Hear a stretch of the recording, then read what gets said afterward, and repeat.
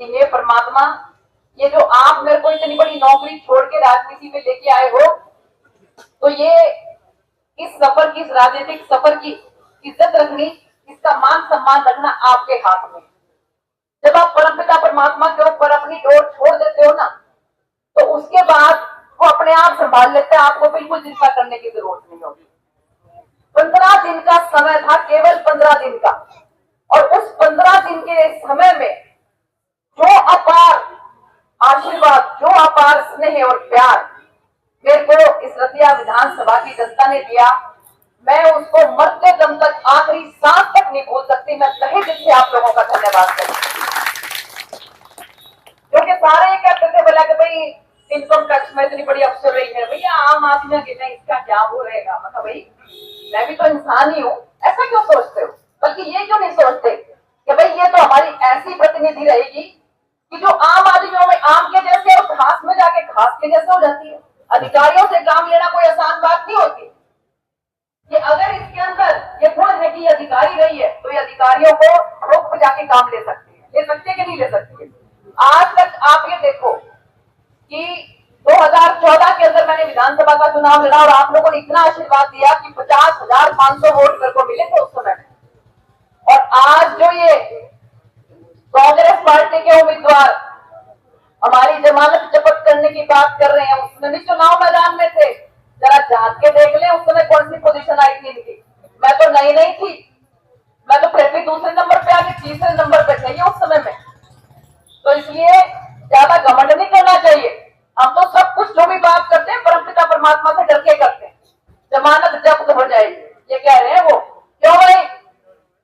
ना जी कोई हो मांगी हो जाएगी, किसकी होगी जमानत जब्त? ये जनता जनार्दन निर्णय करेगी। वो कौन होता है बोलने वाला? ये आप लोग निर्णय करोगे कि जमानत जब्त किसकी होगी। क्यों भाई? आप लोग करोगे ना निर्णय? जमानत जब्त करने वाले आप लोग हो के वो है, आप लोग हो ना। तो इसलिए जो घमंड करते हैं ना, घमंड का भगवान का बहुत प्यार होता है, रावण जैसों के घमंड नहीं रहे। तो इसलिए मैं आप लोगों को बस यही कहना चाहती हूँ कि जब 2019 के अंदर मेरे को आप लोगों ने मौका दिया, ये टक्कर मार रहे हैं, यहाँ से मेरे को सांसद बना के भेजा, मैंने बहुत ईमानदारी के साथ और मेहनत के साथ आपके इलाके की आवाज को पार्लियामेंट में उठाया। आज तक जितने भी मेंबर ऑफ पार्लियामेंट हुए, उन्होंने जितनी आवाज आपकी उठाई होगी, चाहे वो किसी भी पार्टी के क्यों ना हुए, और जितनी आवाज मैंने आप लोगों की पार्लियामेंट के अंदर उठाई, अगर दोनों को आप पल्लों के अंदर उठा के रख के देख ले तो मेरा पल्ला फिर भी भारी रहेगा। क्योंकि मेरी राजनीति ईमानदारी की और आम जनमानस की राजनीति है कि जिसके अंदर एक गरीब से गरीब आदमी जुड़ता है, वो भी मेरे पास कोई हिचक आके ये कह सके कि बहन जी हमें ये परेशानी, हमें ये दिक्कत।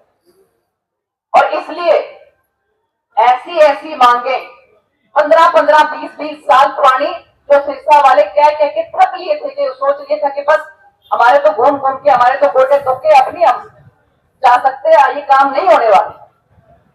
सबसे पहला मेरे को सिरसा लोकसभा के लिए मुझे सिरसा की जनता ने ये कहा था कि बहन जी हमें गोरखधाम ट्रेन ला दो यहाँ पे। मैं कहा भाई चिंता मत करो, लोकसभा से जो जो काम हो सकते हैं तुम्हारे एक एक काम करो। तो सबसे पहले स्पीच पार्लियामेंट के अंदर जाके सबके सब प्रधानमंत्री जी बैठे हुए, गृह मंत्री बैठे हुए, राजनाथ जी बैठे हुए, वो पार्लियामेंट, वो बड़ी पंचायत जिसके अंदर किसी समय में जवाहरलाल नेहरू भी बैठे, किसी समय में इंदिरा गांधी जी बैठी, अटल बिहारी वाजपेयी बैठे, लाल कृष्ण हमारे अडवाणी जी गृह मंत्री के रूप में बैठे, लाल बहादुर शास्त्री जी बैठे, ऐसे बड़े बड़े धुरंधर जिस बड़ी पंचायत के अंदर बैठे, उस बड़ी पंचायत के अंदर आप लोगों ने मुझे भेजने का काम किया। और सबसे पहली आवाज उस पार्लियामेंट के अंदर मैंने उठाई तो मैंने ये बात कही थी कि जी मेरा इलाका बहुत पिछड़ा हुआ है, मेरे इलाके को कोई संभाल नहीं करता। सांसद बढ़ते हैं और अपने चुपचाप जाके या तो दिल्ली में जाके बैठ जाते हैं और या फिर अपने घरों में यहाँ बैठ जाते हैं, या तो बिल्कुल ही हमारे ऐसे भाई होते हैं कि जिनको दिल्ली के बारे में कुछ पता ही ना हो, या ऐसे होते हैं कि जो लोगों के बीच में नहीं जाना चाहते। मैंने जी मेरे इलाके को गोरखधाम ट्रेन चाहिए। और आप देखो कि लगातार मंत्री जी के और उनके अधिकारियों के उनके पीछे मैंने बात कर करके उनको बार बार आग्रह कर करके हिसार जो कम से कम भी 8-10 घंटे तक गोरखधाम ट्रेन रुकी रहती थी, उसको मैंने सिरसा तक लाने का काम किया। और सिरसा से आगे भटिंडा तक। फिर ये फतेहाबाद वाले रूस के फतेहाबाद वाले नाराज हो गए, बोले लिया क्या बात हुई, पहले तो आप ये कहते थे फतेहाबाद में ट्रेन आएंगे, फतेहाबाद ट्रेन आने का भी कोई बात नहीं पड़ी, और एक और काम ट्रेन आ रही थी, ये भी आपने जो एसटीपी चली जाती है, भट्टू रुकती नहीं है। मैं कहा चिंता मत करो, इस ट्रेन को भट्टू में रुकवाएंगे।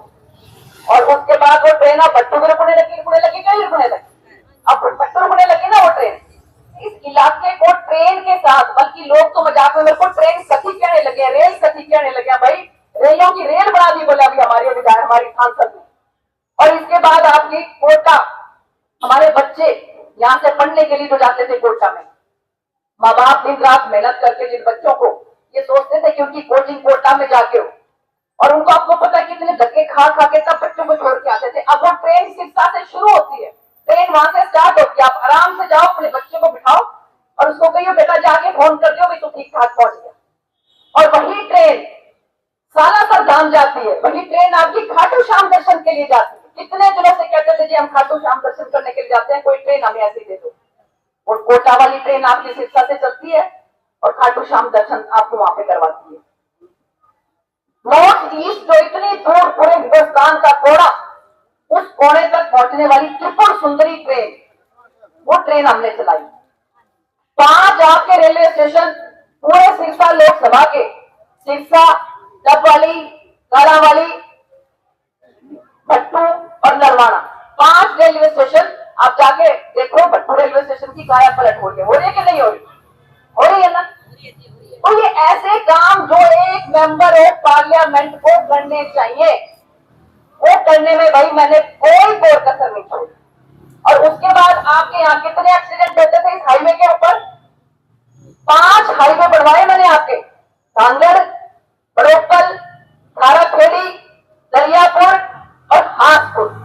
हाथपुर में तो भाई हमारा पत्रकार बंधु यहाँ पर बैठे हैं, हमारा एक पत्रकार भाई था भारती, उसका एक्सीडेंट हुआ और उसकी डेथ हुई। तो उसके बैठने के लिए जब मैं गई तो उसका जो बेटा है वो फौज में था, वो मेरे को बोला बहन जी एक बार मैंने आपसे अलग से बात करनी।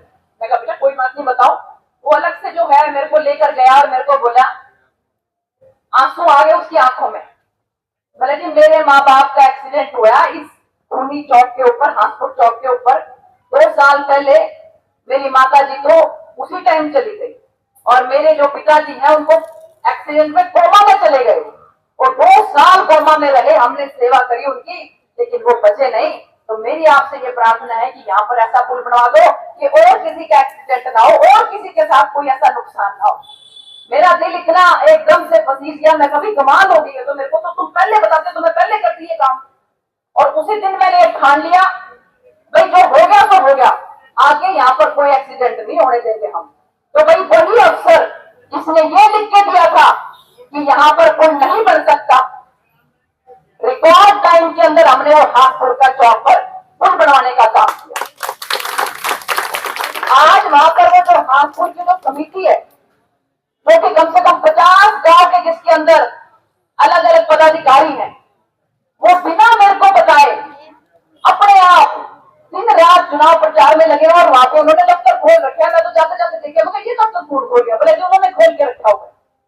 इतना प्यार, इतना सम्मान मिलता है अगर आप ईमानदारी से लोगों की सेवा का काम करो। तो मुझे तो पूरी तसल्ली है कि जो काम मैंने किए। अब मैं बात करती हूँ कि हर गांव के अंदर देखो एक मेंबर ऑफ पार्लियामेंट के पास 9 विधानसभा होती है, कम से कम भी 19 से 20 लाख वोटर होता है, कम से कम भी 1200 से 1500 के करीब गांव होते हैं। लेकिन ये इलाका बहुत भोले भाले हमारे ग्रामवासियों का, तो उनको ये इच्छा होती है कोई मेंबर पार्लियामेंट भी ये बताए, हमने नहीं पता पूरा था, हमें रेलगांव का कुछ नहीं लेना, ये तो हमारे गांव में क्या किया है कि नहीं। तो इसलिए जो 5 करोड़ की केवल राशि एक मेंबर पार्लियामेंट को मिलती है, उसमें मैंने आपके गांव में जो काम किए वो भी मैं नोट करके लेके आई हूँ। कभी कोई ये ना कह दे हमारे गांव में क्या किया। तो मैं आपको बताऊं, आपके गांव में मैंने